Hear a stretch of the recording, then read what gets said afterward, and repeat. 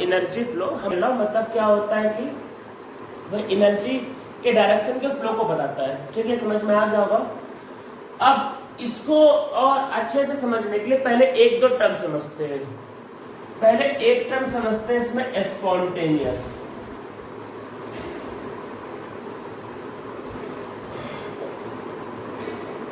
Spontaneous process या फिर spontaneous reaction.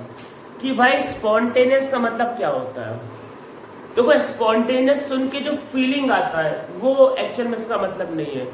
सुन के फीलिंग आता है कि जो फास्ट होगा, तुरंत होगा, वो होगा स्पॉन्टेनियस। जो फीलिंग आ रहा है वो इसका मतलब नहीं है। इसका मतलब क्या होता है, जैसे ये मार्कर को मैंने छोड़ा तो कहाँ गिरेगा, नीचे गिरेगा।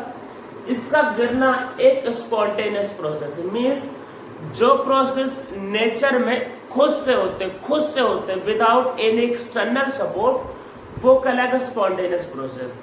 जैसे अगर ये एक आयरन का रॉड था, 100 डिग्री पे मैंने इसको रूम पे रखा, तो ये ठंडा हो रहा है, खुद से हीट रिलीज कर रहा है। इसका ठंडा होना कैसा है, एक स्पॉन्टेनियस प्रोसेस। ये ठंडा 1 घंटे में हो, 2 घंटे में, 10 घंटे में, उससे टाइम से मतलब नहीं है। पर जो खुद से होगा विदाउट एनी एक्सटर्नल सपोर्ट, वो कहलाएगा स्पॉन्टेनियस प्रोसेस। ठीक है, समझ में आया। अब मान लो कोई वही, अब मान लेते हैं मेरे पास कोल्ड वाटर, मैंने इसको रूम में रख दिया, तो धीरे धीरे कोल्ड वाटर क्या हो जाता है, रूम टेम्परेचर के में कन्वर्ट हो जाता है। तो कोल्ड वाटर ने क्या किया, सराउंडिंग हीट को क्या किया, एब्जॉर्ब किया। तो अगर हीट को एब्जॉर्ब किया तो वो भी कैसा है, स्पॉन्टेनियस। वो खुद से हो रहा है, आपने कुछ भी नहीं किया। जो प्रोसेस खुद से होगा दैट इज स्पॉन्टेनियस प्रोसेस। तो ये क्या होता है, जो होता है any process which take place without any external support। जो बिना किसी एक्सटर्नल सपोर्ट का होगा, जो खुद से होगा, आपने कुछ नहीं किया, जो नेचर में खुद से होता है। Any process which take place without any external support, it take its own या it take itself। जी itself होता है, या क्या होता है, by own, या खुद से होता है। जो खुद से होगा वही क्या कहलाएगा, it take itself। मतलब देखिए, ये जो खुद से होगा it takes itself, या फिर by own, जो it takes by own या its own, its own, तो वो आपके पास कहलाएगा वही स्पॉन्टेनियस प्रोसेस। जो खुद से होता है, जो बिना किसी सपोर्ट के होता है, और वो कहलाता है स्पॉन्टेनियस प्रोसेस। तो समझ में आ गया होगा स्पॉन्टेनियस प्रोसेस क्या होता है। अब हम लोगों ने क्या है, कुछ बातों को समझा। जैसे पहले तो हमें ये लग रहा था कि जहां एनर्जी रिलीज होगा तो वो खुद से होना चाहिए। मीन्स जहां एनर्जी रिलीज होता है वो खुद से होना चाहिए, क्योंकि वहां पे एनर्जी रिलीज कर देगी, एनर्जी कम हो जाएगी, स्टेबिलिटी बढ़ेगी। और हमें ये भी लग रहा था कि जहां पे एनर्जी का गेन होता है, वो खुद से नहीं होता है। हमें पहले ऐसा लग रहा था, फिर हमने देखा कई प्रोसेस तो खुद से हो रहे थे, पर वहां पे एनर्जी बढ़ भी रही थी। तो इसका मतलब ये हुआ कि एनर्जी एक सिंगल फैक्टर नहीं है जो ये डिसाइड करे कोई भी प्रोसेस, ये रिएक्शन होने वाला है या नहीं होने वाला। समझ में आ रहा था क्या बोला। देखो, पहले हमको लग रहा था एनर्जी एक सिंगल फैक्टर है जिससे डिसाइड होगा भाई होगा कि नहीं होगा। हमको लग रहा था एनर्जी रिलीज कर देगा तो स्टेबल हो जाएगा, तो हो जाना चाहिए, और अगर एनर्जी को एब्जॉर्ब करेगा तो वो फिर नहीं होना चाहिए। हमको लग रहा था एनर्जी एक सिंगल फैक्टर है, पर हमने देखा कई बार एनर्जी को गेन भी करता है और खुद से भी हो जाता है। इसका यह मतलब हुआ कि सिर्फ एनर्जी के बेसिस पे आप ये डिसाइड नहीं कर सकते कि प्रोसेस या फिर कोई केमिकल रिएक्शन स्पॉन्टेनियस है या नहीं है। तो उसको स्पॉन्टेनियस डिसाइड करने के लिए और भी कई फैक्टर होते हैं। तो एनर्जी एक सिंगल फैक्टर नहीं है। तो स्पॉन्टेनियस डिसाइड करने के लिए देखो 2 फैक्टर अब आपके पास है। एक है एनर्जी, दूसरा है एंट्रोपी। एंट्रोपी क्या होगा अभी हम लोग समझते हैं। तो अब पहले इसमें देखते हैं सेकंड लॉ का statement.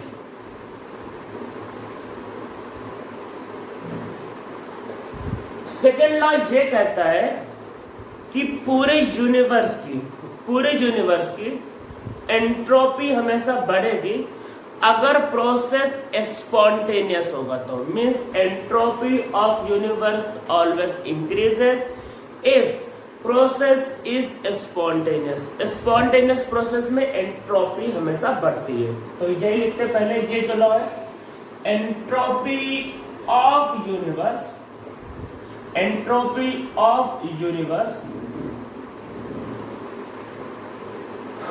always increases in case of spontaneous process.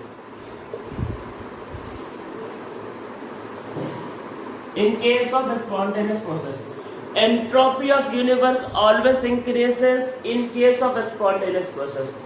Spontaneous process के लिए जो एंट्रोपी होगी वो हमेशा बढ़ती है। ये बात का ध्यान रखना, एंट्रोपी बढ़ेगा ही बढ़ेगा। ठीक है। अब मैंने कहीं ऐसा नहीं कहा कि कोई भी प्रोसेस, मतलब अगर किसी का एंट्रोपी कम हो रहा है तो वो प्रोसेस नहीं हो सकता।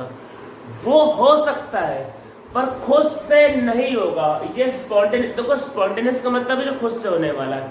जो खुद से होगा उसमें यूनिवर्स की एंट्रोपी बढ़ेगी। अगर यूनिवर्स की एंट्रोपी कम हो रही हो सकता है पर खुद से नहीं होगा, आपको उसको एक्सटर्नल सपोर्ट की जरूरत पड़ेगी। जिसका एंट्रोपी कम होता है वो कभी खुद से नहीं होगा, उसको करवाना पड़ेगा, एनर्जी आपको देना पड़ेगा। तो वैसे प्रोसेस क्या होगा, करवाने के लिए आपको बाहर से एक्सटर्नल सपोर्ट की जरूरत पड़ती है। तो हम लोग समझते क्या है इसमें, इसका मतलब कि डेल्टा एस जो यूनिवर्स होगा वो ग्रेटर देन 0 होगा अगर प्रोसेस कैसा होगा, स्पॉन्टेनियस। ठीक है। हम लोग कुछ बातों को और इसमें लिख लेते हैं। अगर delta S universe less than 0 है तो आप बोलोगे ये है नॉन स्पॉन्टेनियस। नॉन स्पॉन्टेनियस का मतलब ये खुद से नहीं होने वाला। तो अगर आप उल्टा कर दो, देखो ऐसा होता है कि एनर्जी समझो, अगर सामने की एनर्जी -10 किलो जूल तो पीछे की एनर्जी होती है +10 किलो जूल, उल्टा। तो हम लोग इसको अगर उल्टा करके देखते हैं तो इसका मतलब ये भी होगा कि अगर ये फॉरवर्ड साइड नॉन स्पॉन्टेनियस है तो बैकवर्ड साइड फिर स्पॉन्टेनियस होगा। तो इसका मतलब ये होगा कि स्पॉन्टेनियस इन बैकवर्ड डायरेक्शन। ये क्या स्पॉन्टेनियस है बैकवर्ड डायरेक्शन में। Delta S universe less than 0, ये नॉन स्पॉन्टेनियस है फॉरवर्ड में। तो ये बैकवर्ड में क्या है आपका स्पॉन्टेनियस, मतलब उल्टे में होगा तो स्पॉन्टेनियस। और लास्ट अगर डेल्टा एस यूनिवर्स ये 0 होता है तो इसका मतलब आपके पास होता है इक्विलिब्रियम। तो ये इक्विलिब्रियम को इंडिकेट करता है। अगर डेल्टा एस 0, इक्विलिब्रियम का मतलब कि ना ये फॉरवर्ड जाएगा ना बैकवर्ड आएगा। अगर मतलब एंट्रोपी यूनिवर्स का 0 आ गया, दैट इज इक्विलिब्रियम। तो अगर आपसे कोई इक्विलिब्रियम की कंडीशन पूछे तो ये भी एक कंडीशन होता है। डेल्टा एस यूनिवर्स क्या होता है, 0। ग्रेटर देन 0 होगा तो स्पॉन्टेनियस, लेस देन 0 होगा तो नॉन स्पॉन्टेनियस। एंट्रोपी क्या होता है अभी समझते हैं, पहले इसको थोड़ा सा इलेबोरेट कर लेते हैं। तो देखो डेल्टा एस यूनिवर्स जो होगा ग्रेटर देन 0 होगा। डेल्टा एस यूनिवर्स का मतलब ये कि delta S system plus delta S surrounding जो होगा ये ग्रेटर देन 0 होगा। किसके लिए, एक स्पॉन्टेनियस प्रोसेस के लिए। तो ये दोनों का सम क्या होता है, ग्रेटर देन 0 आपके पास फॉर अ स्पॉन्टेनियस प्रोसेस। ठीक है, आप लोगों को समझ में आ रहा होगा। अब हम लोग पहले समझते हैं एंट्रोपी क्या होता है। देखो हमें इसमें करना क्या आज हमें करना है, एंट्रोपी क्या होता है। फिर एंट्रोपी के अंदर देखो 2 पार्ट है। एक फॉर्मूले वाला पार्ट है जो उसका मैथमेटिकल मतलब पार्ट होगा, जो मैथमेटिकल फॉर्म होगा, जिसपे नॉर्मली CET, नीट या JEE मेन जैसे एग्जाम पे क्वेश्चन नहीं आता है। दूसरा एंट्रोपी का थ्योरेटिकल फॉर्म है, जो क्या होगा जिसमें क्वेश्चन नीट, JEE मेन या CET जैसे एग्जाम्स में आता है। और फिर हम लोग इसको रिलेट करके एक एनर्जी पढ़ेंगे, दैट इज गिब्स एनर्जी, जो हमारा चैप्टर का लास्ट पार्ट होगा। उसके बाद थोड़ा सा topic third law of thermodynamics. तो पहले समझते हैं कि भाई एंट्रोपी क्या होता है। एंट्रोपी मेजर करता है, क्या मेजर करता है? Degree of randomness. तो ये क्या होता है? It measures degree of randomness और डिसऑर्डरनेस। तो ये क्या मेजर करता है? ये मेजर करता है डिग्री ऑफ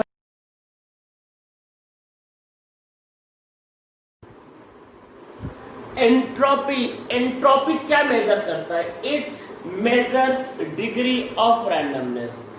तो एंट्रोपी भाई मेजर करता है डिग्री ऑफ रैंडमनेस या डिसऑर्डरनेस। इसको समझते हैं कि रैंडमनेस या डिसऑर्डरनेस क्या होता है। ऐसे समझो, मेरे पास मान लो 10 किताबें। देखो मैं जो बता रहा हूं उसको बहुत प्रॉपरली आप फील लेके समझो तो आपको समझ में आएगा। एकदम आराम से सोचो, एकदम लेमैन के तरीके समझो, लेमैन के तरीके से। मान लेते कि 10 किताबें मेरे पास, किताबों को मैंने प्रॉपरली अरेंज किया, तो उसमें क्या प्रॉपरली एक के ऊपर दूसरा पे तीसरा पे चौथा अरेंज कर दिया, एकदम प्रॉपर ऑर्डर है। तो अगर ऑर्डर उसका प्रॉपर है तो उसका एंट्रोपी भाई क्या है? कम। एंट्रोपी रैंडमनेस को मेजर करता है। आपने प्रॉपरली अरेंज कर दिया, रैंडमनेस कम हो गई। अब मैंने क्या कि 10 किताबें को ऐसे फेंक दिया, टेबल पे उठाकर फेंक दिया, कोई रैंडम मतलब कोई अरेंजमेंट नहीं, बस रैंडमनेस, कोई भी अरेंजमेंट नहीं। मतलब मैंने क्या कि किताबों को फेंक दिया, डिसऑर्डर कर दिया, मतलब कोई अरेंजमेंट नहीं। अगर रैंडमनेस ज्यादा है, डिसऑर्डरनेस ज्यादा है, तो एंट्रोपी ज्यादा है। एंट्रोपी क्या मेजर करता है? किसी मतलब देखो ये एब्सोल्यूट टर्म नहीं है, मतलब आपके पास इसमें एब्सोल्यूट तो नहीं कह सकते, पर ये बोल सकते जब किताबें अरेंज थी, जब किताबें अरेंज थी तो उसका रैंडमनेस क्या था भाई? कम था। और जब किताबों को हमने फेंक दिया तो उसका रैंडमनेस क्या है? ज्यादा है। तो जब प्रॉपर अरेंजमेंट होता है तो रैंडमनेस कम होता है, जब डिसऑर्डरनेस होता है तो रैंडमनेस क्या होता है? आपका ज्यादा। अरेंजमेंट में रैंडमनेस कम तो एंट्रोपी कम। अरेंजमेंट जब अरेंजमेंट क्या तो रैंडमनेस कम, वही एंट्रोपी कम। और जब मतलब डिसऑर्डर कर दे तो आपके पास एंट्रोपी ज्यादा। इसको देखो समझ लो, मान लेते क्लोथ के टर्म में, आपके पास 5 क्लोथ है, उनको ऐसे गोड़ मरोड़ दो, फेंक दो, तो रैंडमनेस ज्यादा। उन 5 क्लोथ को प्रॉपर ऐसा करो, आयरन करो, आयरन करो अच्छे से, फोल्ड करके एक के ऊपर एक रखो, तो कैसा होगा? रैंडमनेस कम, एंट्रोपी कम। इसको देखो रियल लाइफ में समझते हैं। देखो इस समय क्या है कि कोरोना वायरस की वजह से सब कुछ लॉकडाउन चल रहा है। अब लॉकडाउन में आप क्या करते हो? देखो लॉकडाउन में अगर मेरे से पूछा जाए तो क्या करने, देखो पहले से भाई मेरा क्या करने का मन है, मतलब मैं कोई एनर्जी नहीं देना चाह रहा। मैं पहले देखो 2 चीजें, एक क्या है स्पॉन्टेनियस प्रोसेस, कि स्पॉन्टेनियस प्रोसेस क्या होता है, जो मतलब खुद से होने वाला। मेरे से पूछे कि खुद से क्या करना है, खुद से बोले तो भाई आराम से सोते हैं 12 बजे और सुबह उठते हैं आराम से 10 बजे, कोई टेंशन नहीं। फिर थोड़ा बहुत ऐसे चाय वाय किया, घूमा घामा, मतलब घूमा घामा नहीं, घर पे टीवी देखा, वेब सीरीज देखा, फिर सो गया, फिर खाया। ये तो ये सब जो करना है ये स्पॉन्टेनियस, ये खुद से हो रहा है। तो वो खुद से हम लोग कैसे रहते हैं? अगर आप जितने लोग सुन रहे, अगर आपको बोला जाए खुद से रहो, कोई फोर्स नहीं, मतलब कोई भी फोर्स नहीं, जैसे मतलब ना कोई पेरेंट्स का प्रेशर, ना कोई आईआईटी का प्रेशर, ना कोई नीट का प्रेशर, बोला जाए भाई जैसे रहना है वैसे रहो। तो आप क्या है आराम से 12 बजे 10 बजे सो के उठोगे, फिर खाना वाना खाओगे, टीवी देखोगे, फिर ऐसे एंजॉय करोगे। पढ़ाई लिखाई से कोई दूर दूर तक नाता ही नहीं। तो ये जो आप कर रहे, ये क्या डिसऑर्डरनेस, डिसऑर्डरनेस रैंडमनेस, वो खुद से आता है। जो खुद से आता है वो स्पॉन्टेनियस। देखो स्पॉन्टेनियस का मतलब क्या है? जो खुद से होने वाला, विदाउट एनी एक्सटर्नल सपोर्ट। तो रैंडम रहना आपका खुद से आता है, वो खुद से ही आता है, मतलब आपको कुछ करने की जरूरत नहीं पड़ेगी। अब देखो ऑर्डरनेस का मतलब क्या है? रैंडमनेस ज्यादा है तो एंट्रोपी ज्यादा, एंट्रोपी ज्यादा तो वो उसके होने के चांस ज्यादा। मैंने ये नहीं बोला कि स्टेबल ज्यादा, मैंने अभी तक ये बोला कि जिसका मतलब स्पॉन्टेनियस प्रोसेस होता है उसका एंट्रोपी बढ़ता है, मतलब वो खुद से जो होने वाला है उसका एंट्रोपी बढ़ता है।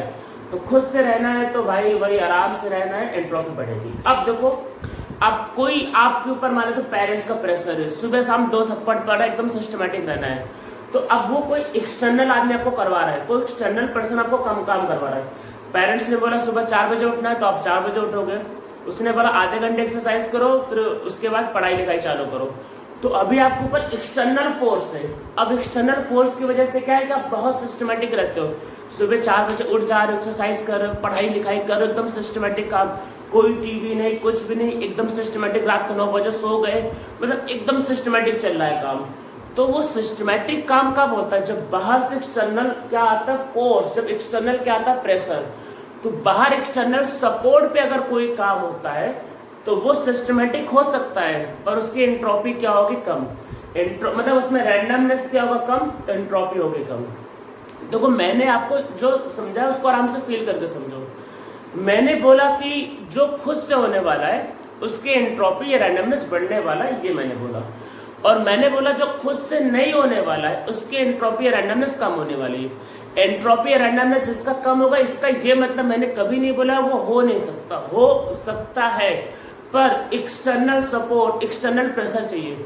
अब आपको उठने के लिए बोला जाए तो आप 10 बजे उठोगे, पर इसका ये मतलब नहीं कि आप 5 बजे उठ नहीं सकते। आपको पेरेंट्स बोले कि सुबह 5 बजे उठोगे तो 2 थप्पड़ पड़ेगा, आप सुबह 5 बजे उठ जाओगे। तो जब कोई एक्सटर्नल फोर्स, एक्सटर्नल प्रेशर होगा तो आप झक मार के वो काम करोगे, आप करोगे। तो वही होता है आपके पास एंट्रोपी या फिर सिस्टम या फिर आपके पास किसी प्रोसेस या रिएक्शन में। तो थर्मोडायनेमिक्स ये बात ध्यान रखना, जितने भी लॉ है हमारे डेली लाइफ में जो होता है, जो एक्सपीरियंस करते हैं उस पे बेस्ड लॉ है, उसी पे बना है सेकंड लॉ। हमने देखा जो खुद से होता है भाई उसका एंट्रोपी बढ़ता है, आराम से रहना, रैंडम रहना, खुद से होता है उसका एंट्रोपी बढ़ता है। और जब हमने देखा जब कोई काम खुद से नहीं होता, जहां पे फोर्स लगाना पड़ता है तो उसकी एंट्रोपी कम होती है। जैसे रैंडमनेस कम होना मीन्स प्रॉपर ऑर्डर में होना, तो वो क्या होता? खुद से नहीं होता, तो आपको बाहर से फोर्स लगाने की जरूरत पड़ती है। तो आप लोगों को एंट्रोपी समझ में आ गया होगा। रैंडमनेस ज्यादा, एंट्रोपी ज्यादा, रैंडमनेस कम, एंट्रोपी कम। अब देखो एंट्रोपी के अंदर देखो 2 पार्ट है, एक इसका है न्यूमेरिकल वाला पार्ट और दूसरा है थ्योरी वाला पार्ट। थ्योरी वाले पार्ट पे क्या होता है? क्वेश्चंस जेईई मेन, सीईटी या वही नीट में ज्यादा आता है, और क्योंकि हम लोग उसी की क्लासेस कर रहे हैं तो पहले थ्योरी वाला पार्ट करते हैं, और दूसरा है इसका न्यूमेरिकल वाला पार्ट जिसपे जेईई मेन, सीईटी या फिर नीट में क्वेश्चन थोड़े से कम आते हैं, आने के चांसेस थोड़े से कम है। तो पहले थ्योरी वाला पार्ट समझते हैं, तो कुछ पॉइंट लिखते हैं।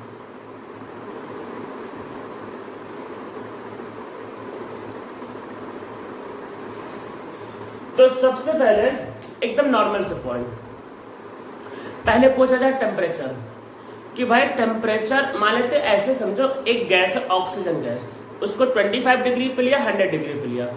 पूछा जाए किसकी एंट्रोपी ज्यादा? अरे 100 डिग्री हीट क्या भटक रहा है, एकदम इधर उधर भाग रहा है, तो उसकी एंट्रोपी ज्यादा। तो जितना ज्यादा टेम्परेचर उतनी ज्यादा एंट्रोपी। तो पॉइंट लिखते ये सब पूछा जाता है, ये सब थ्योरेटिकली आता है कि गैस को बोलेगा बताओ किसकी एंट्रोपी ज्यादा है, तो जिसका टेम्परेचर ज्यादा उसकी एंट्रोपी ज्यादा। ठीक है, तो याद रखना पहला पॉइंट क्या कि as temperature increases entropy increases, means entropy जो होता है वो टेम्परेचर के प्रोपोर्शनल है। ठीक है, पहला पॉइंट समझ में आ गया। दूसरा पॉइंट, अगर आपके पास एक कंटेनर है ऐसा, अच्छा पहले समझ लेते हैं सॉलिड लिक्विड गैस कुछ, देखो सॉलिड में एकदम क्लोज पैक, एटम एकदम क्लोज चिपके, बेचारे कोई भटक भी नहीं पाते हैं, तो उनकी एंट्रोपी कम। एंट्रोपी में आराम से घूम रहे, रिलैक्स हो गए। लिक्विड में क्या है, थोड़ा सा रिलैक्स है, और गैस में रिलैक्स। तो सॉलिड से ज्यादा एंट्रोपी होती है लिक्विड की, लिक्विड ज्यादा एंट्रोपी होती है गैस की। इवन गैस के कंपैरिजन में सॉलिड और लिक्विड की एंट्रोपी नेग्लिजिबल होती है। गैस की एंट्रोपी, गैस के मॉलिक्यूल भटकते रहते हैं, बहुत बड़े मतलब बहुत दूर होते हैं, तो गैस की एंट्रोपी काफी ज्यादा होती है as compared to solid and liquid. तो क्या होता है, सॉलिड से ज्यादा एंट्रोपी होती है लिक्विड का, और लिक्विड से ज्यादा एंट्रोपी होता है गैस का। गैस के कंपैरिजन याद रखना, ये बात मैं लिख मेरा विथ मतलब as compare to gas, entropy of solid and liquid are very small. मतलब गैस के कंपैरिजन में काफी कम है, तो इसकी वैल्यू अगर 100 है तो इसकी वैल्यू 5 या 10 कुछ ऐसा होता है। इसके कंपैरिजन में उनकी एंट्रोपी काफी कम होती है। ठीक है, अब ये समझ में आ गया, तो हम लोग इसको समझ के करते हैं प्रेशर। तो देखो गैस को अगर आप प्रेशर दबाओ तो क्या बनता है, लिक्विड, और प्रेशर दबाओ तो क्या बनेगा, सॉलिड। तो मीन्स जितना ज्यादा प्रेशर अप्लाई करोगे उतना ही कम एंट्रोपी। अरे दबा दिया, बेचारों को बताया था ना, मान लेते हैं किसी ने वही सुबह बोला कि उठना है 5 बजे, 2 थप्पड़ पड़ता, और प्रेशर में हो, जब ज्यादा प्रेशर होगा तो एंट्रोपी कम। ये समझ में आ रहा है आपको? तो क्या होता है, जो एंट्रोपी जो होता है वो प्रेशर की इनवर्स होता है। मीन्स क्या होता है, as pressure increases entropy decreases. और इसका उल्टा, अगर प्रेशर डिक्रीज करेगा तो फिर एंट्रोपी जो होगा वो इंक्रीज करेगा। प्रेशर और एंट्रोपी का इनवर्स रिलेशन, ठीक है, समझ में आ रहा है? इनवर्स करना होता है, ठीक है भाई। चौथा, वॉल्यूम को समझते हैं। आपको पता है प्रेशर और वॉल्यूम उल्टे चलते हैं। अगर आप प्रेशर बढ़ाओगे तो वॉल्यूम क्या होगा, कम। प्रेशर बढ़ाया तो एंट्रोपी भाई क्या होती है, कम। मतलब, और प्रेशर बढ़ाने से वॉल्यूम क्या होता है, कम। कम वॉल्यूम पे कम एंट्रोपी, और प्रेशर मान लो कम किया तो वॉल्यूम बढ़ेगा, वॉल्यूम बढ़ेगा तो एंट्रोपी बढ़ेगा। तो याद रखना है कि जो एंट्रोपी जो होता है वो वॉल्यूम के प्रोपोर्शनल है। तो अगर वॉल्यूम बढ़ेगा तो एंट्रोपी बढ़ेगा, और अगर वॉल्यूम कम होगा तो एंट्रोपी भी कम होगा। देखिए ये बात तो ध्यान रखना है। अब देखो यहां तक तो जो पॉइंट है समझ में आ गया होगा। अब इसमें समझते हैं जो नॉर्मली पूछे जाते हैं। अगर आपके पास मतलब 4 गैस दे दिया, पूछा है कि किसकी एंट्रोपी मान लो ज्यादा है, तो आप टेम्परेचर देखोगे, टेम्परेचर मान लो सेम दिया है। तो वैसे केस में क्या है कि देखो एंट्रोपी का मतलब रैंडमनेस। अगर कोई मोनो एटॉमिक है, मान लेते हैं कि हीलियम, तो सिंगल सिंगल एटम में प्रॉपर्ली अरेंज हो सकता है। पर अगर कोई डाई एटॉमिक है तो लीनियर है, उसका अरेंजमेंट थोड़ा सा डिफिकल्ट होगा। अब कोई मान लो अमोनिया जैसे टेट्राहेड्रल स्ट्रक्चर, जिसको अरेंज करना बहुत डिफिकल्ट है, तो जैसे जैसे क्या होगा, गैस का स्ट्रक्चर कॉम्प्लिकेटेड होता जाएगा, उसकी एंट्रोपी। कॉम्प्लिकेटेड का मतलब कि एक एटम मतलब सिंगल, फिर लीनियर हो गया, फिर 3D में चला गया, तो जैसे जैसे स्ट्रक्चर कॉम्प्लिकेटेड होता जाएगा एंट्रोपी बढ़ेगी। तो हम लोग क्या बोलेंगे कि as structure of gas becomes complicated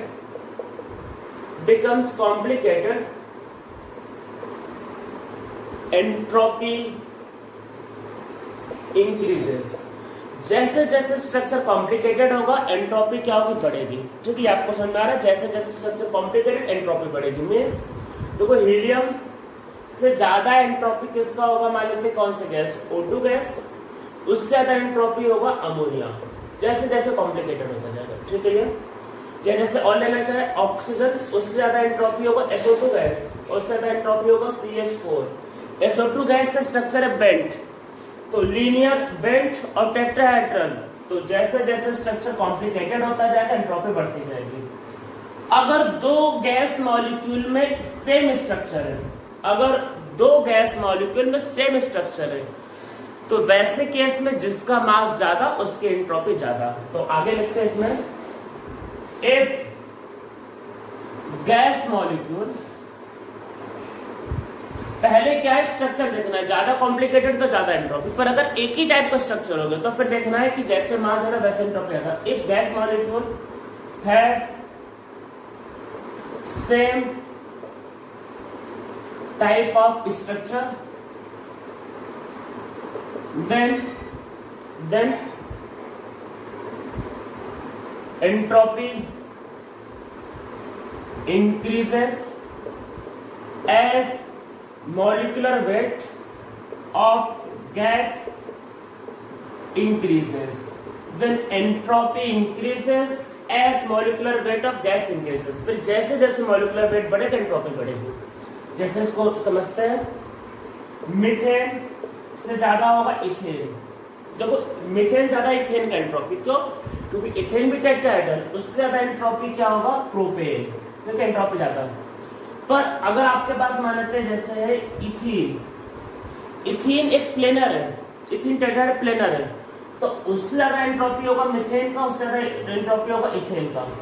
तो देखो मैंने ये नहीं बोला कि मास ज्यादा तो एंट्रोपी ज्यादा, ऐसा मैंने कुछ नहीं कहा। मैंने कहा कि अगर पहले देखना कॉम्प्लिकेटेड स्ट्रक्चर, जितना कॉम्प्लिकेटेड मतलब 3D में जितना होगा, जितना कॉम्प्लिकेटेड उतना क्या होगा, एंट्रोपी ज्यादा होगा। और अगर एक ही टाइप का स्ट्रक्चर है तो मास ज्यादा तो एंट्रोपी ज्यादा। अब जैसे मैंने कहा देखो यहाँ पे क्या हो रहा है, ये इथीन है, मतलब इथीन डबल बॉन्ड प्लेनर है, तो प्लेनर वाले की एंट्रोपी कम और टेट्राहेड्रल की एंट्रोपी ज्यादा, तो इसलिए उसकी एंट्रोपी ज्यादा। तो पहले क्या देखना है, पहले देखना है स्ट्रक्चर कितना कॉम्प्लिकेटेड है, और अगर एक ही टाइप का स्ट्रक्चर हो जाएगा तो फिर क्या होगा कि जैसे जैसे मास बढ़ेगा वैसे वैसे एंट्रोपी, देखो O2 से एंट्रोपी ज्यादा होगा CO2 की, जबकि CO2 की क्या होता है लीनियर। तो क्या होगा, जैसे जैसे स्ट्रक्चर भाई कॉम्प्लिकेटेड होगा वैसे वैसे क्या होगा, एंट्रोपी बढ़ेगा। ठीक है, सबको समझ में आ रहा होगा जी।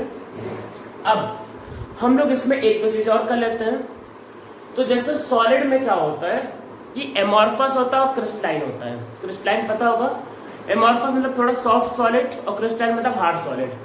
तो एमॉर्फस का जो एंट्रोपी होता है वो देखो क्रिस्टलाइन मतलब प्रॉपर्ली अरेंज होता है, उसकी एंट्रोपी कम। तो क्या होता है, आगे लिखते हैं नेक्स्ट पॉइंट मुझे याद नहीं कौन सा, मतलब नेक्स्ट पॉइंट। तो क्या होगा, entropy of amorphous solid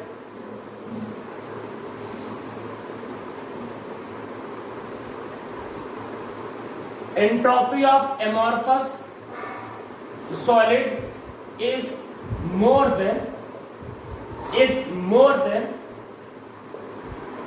crystalline solid. Entropy of amorphous solid is more than crystalline. तो amorphous का entropy crystalline से ज्यादा होता है। या अगर दो सॉलिड दिया है तो जिसका डेंसिटी ज्यादा है उसका एंट्रोपी कम, याद रखना है।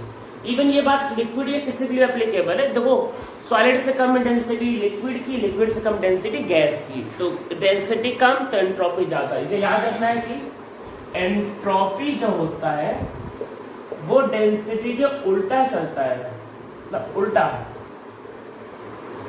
तो अगर डेंसिटी क्या होगा, अगर ज्यादा होगा तो एंट्रोपी भाई कम होगी। जब ज्यादा ठोस होगा तो एंट्रोपी कम।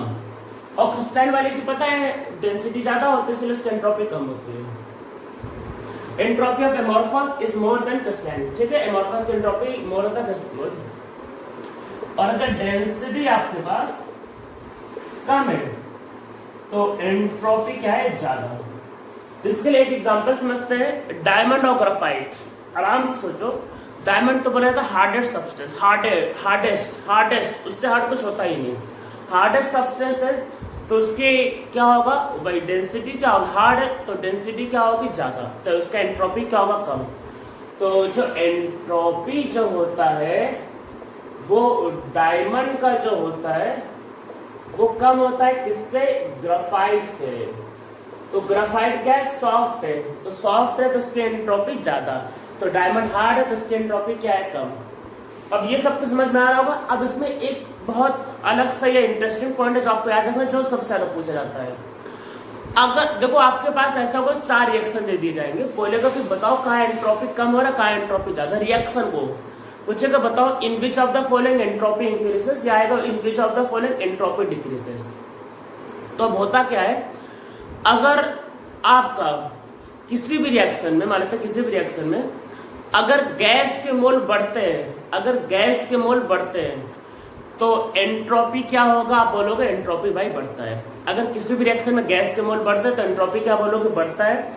और अगर किसी भी रिएक्शन में गैस के मोल अगर कम होते हैं तो एंट्रोपी क्या होगा, कम होगा। तो याद रखना है कि इफ गैस के मोल बढ़ेंगे तो एंट्रोपी, कोई इंफॉर्मेशन नहीं दिया तो आपको गैस के, देखो कोई भी इंफॉर्मेशन नहीं दिया तो गैस के मोल लेने हैं, सॉलिड और लिक्विड को नहीं लेना। सॉलिड और लिक्विड का एंट्रोपी गैस के कंपैरिजन में नेग्लिजिबल होता है, तो सॉलिड और लिक्विड को लेना ही नहीं है। तो if number of gas increases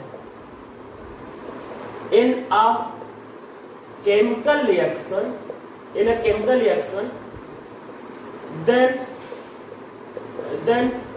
entropy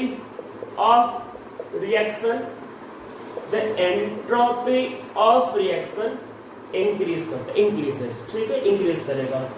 और अगर उसका उल्टा, अगर आपके पास गैस के मोल कम होंगे तो एंट्रोपी डिक्रीज। तो देखो डेल्टा एन होता है, डेल्टा एन क्या था, प्रोडक्ट में से गैस के मोल में से, रिएक्टेंट में से गैस के मोल भाई माइनस करना होता है। अगर डेल्टा एन पॉजिटिव है तो इसका मतलब मोल बढ़ है, किसके, गैस के मोल बढ़ है, तो इसका मतलब यहाँ पे आप क्या बोलोगे कि यहाँ पे क्या होगा, एंट्रोपी क्या होगा, इंक्रीज करेगा। अगर किसी भी रिएक्शन में गैस के मोल बढ़ेंगे तो एंट्रोपी बोलोगे बढ़ रहा है। अगर डेल्टा एन नेगेटिव है तो आप बोलोगे यहाँ पे जो एंट्रोपी है वो डिक्रीज कर रहा है, डिक्रीज हो गया। और अगर डेल्टा एन जीरो है तो आप बोलोगे नो चेंज। तो अगर कोई इंफॉर्मेशन नहीं दिया तो आप यही बोलोगे नो चेंज। बाकी और भी इंफॉर्मेशन को चेक करना पड़ सकता है, पर अगर कुछ भी नहीं दिया तो आप बोलोगे नो चेंज। तो हम लोग एक एग्जाम्पल इसमें समझ लेते हैं। जैसे KCl सॉलिड, इससे बनता है KCl solid plus 3O2 gas. तो यहाँ पे देखो सॉलिड है, यहाँ सॉलिड, पर यहाँ पे गैस, गैस के मोल बढ़ रहे हैं। तो इसलिए आप यहाँ बोलोगे कि यहाँ पे जो एंट्रोपी जो है वो बढ़ रहा है, एंट्रोपी इंक्रीज करे तो डेल्टा एस में रिएक्शन का एंट्रोपी बढ़ रहा है। ऐसा क्वेश्चन आएगा, 4 रिएक्शन दिया रहेगा, पूछता है बताओ किसका एंट्रोपी बढ़ रहा है, किसका एंट्रोपी कम हो रहा है। तो अगर गैस बढ़ेगा, याद रखना गैस बढ़ेगा तो एंट्रोपी बढ़ेगा किसी भी रिएक्शन में, और अगर गैस कम तो एंट्रोपी कम। चलो एक दो बहुत फेमस ऑर्गेनिक एग्जांपल करते हैं। इथीन का रिएक्शन हाइड्रोजन के साथ किया और क्या बना, इथेन, ठीक है, निकल कैटलिस्ट में। तो यहाँ पे गैस के कितने मॉलिक्यूल, 2, और यहाँ पे गैस का मॉलिक्यूल कितना, 1। गैस के मोल क्या हुए, कम, तो एंट्रोपी क्या होगी, कम। तो यहाँ बोलो यहाँ पे एंट्रोपी जो है वो डिक्रीज कर रहा है, डिक्रीज। तो गैस के मोल कम तो एंट्रोपी भाई कम। समझ में आ रहा है, गैस के मोल कम तो एंट्रोपी कम। तो ये रिएक्शन हाइड्रोजनेशन में एंट्रोपी कम होती, गैस के मोल कम तो एंट्रोपी कम, गैस के मोल ज्यादा एंट्रोपी ज्यादा। ठीक है, समझ में आ रहा होगा ये। जैसे और एग्जांपल लेते हैं, N2 gas plus 3H2 gas, इससे बनता है 2 अमोनिया गैस। तो देखो क्या हो रहा है, गैस के मोल कम तो एंट्रोपी डिक्रीज। जैसे PCl5 गैस, इससे बनता है PCl3 गैस और Cl2 गैस। तो गैस के मोल 1 से 2, गैस के मोल ज्यादा तो एंट्रोपी क्या है, ज्यादा। तो हम लोगों ने जो अभी तक किया ये एंट्रोपी का क्या है, थ्योरेटिकल पार्ट। इस पार्ट से जेईई मेन में या नीट में या फिर सीटी जैसे एग्जाम्स में बहुत ज्यादा क्वेश्चंस आते हैं। अब हम लोग क्या करते हैं, अब हम लोग करते हैं एंट्रोपी का न्यूमेरिकल वाला पार्ट।